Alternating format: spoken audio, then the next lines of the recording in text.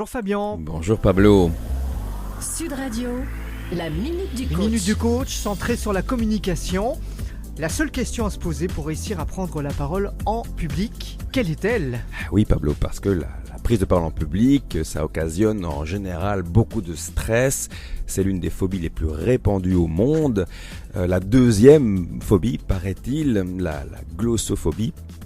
Et nous sommes tous amenés tôt ou tard à prendre la parole en public.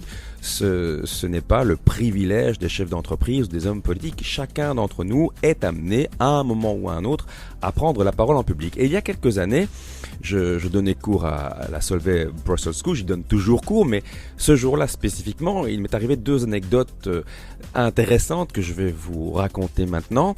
Bruxelles, moi je viens de la campagne, donc Bruxelles étant une ville qui ne te veut pas le matin, j'étais obligé de partir très très tôt et d'arriver à Solvay alors que Bruxelles était encore endormie. Si je partais une demi-heure plus tard, j'avais 2 heures d'embouteillage dans la vue, donc je partais très très tôt, j'arrivais à 6h20 devant l'UNIF et ma formation n'était qu'à 9h. Donc je restais dans ma voiture, sous mon sac de couchage et je redormais si possible ou je faisais de la méditation en attendant que mon cours ait lieu.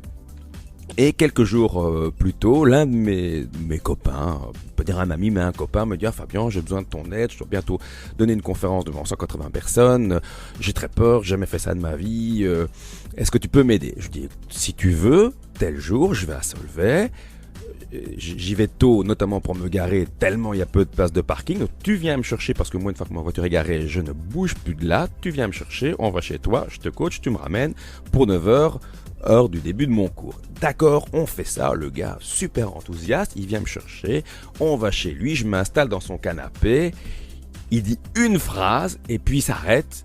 C'est pas possible, on se connaît trop bien, je me sens jugé.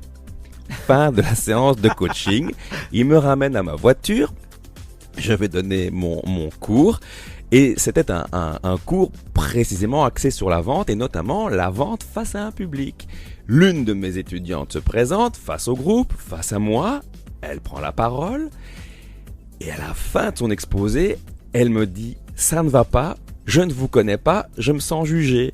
Je dis « Mais mince, ils se sont donné le mot. L'un me dit « Je te connais trop bien, je me sens jugé ». L'autre « Je ne vous connais pas, je me sens jugé ». Et je me suis aperçu qu'ils se posaient la mauvaise question, l'un et l'autre.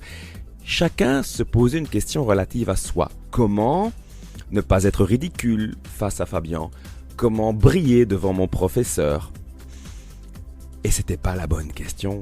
La seule vraie bonne question à se poser eût été: comment puis-je aider l'auditoire, le public? Comment puis-je contribuer? Et pas quel regard vont-ils poser sur moi, car à partir du moment où je me demande le regard que l'autre va poser sur moi, je deviens soudain engoncé dans mon corps, presque pétrifié. Et c'est la raison pour laquelle j'invite chacun à un renversement de paradigme.